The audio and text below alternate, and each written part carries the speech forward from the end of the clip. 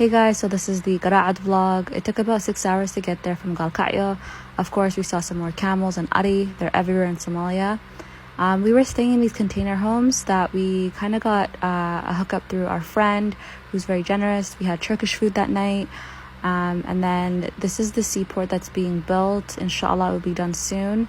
Of course, there were turtles and jellyfish everywhere. It was so beautiful. We went back and we had lunch. And then we drove out to the beach. The drive was so scenic. MashaAllah, it's completely untouched. Look at the ocean. It was completely like bright blue. And then we saw some crabs. I even saw a little baby blowfish. And this is the panoramic view of the ocean. This is the Indian Ocean, and it's so beautiful. All of this land is completely untouched, which is just incredible.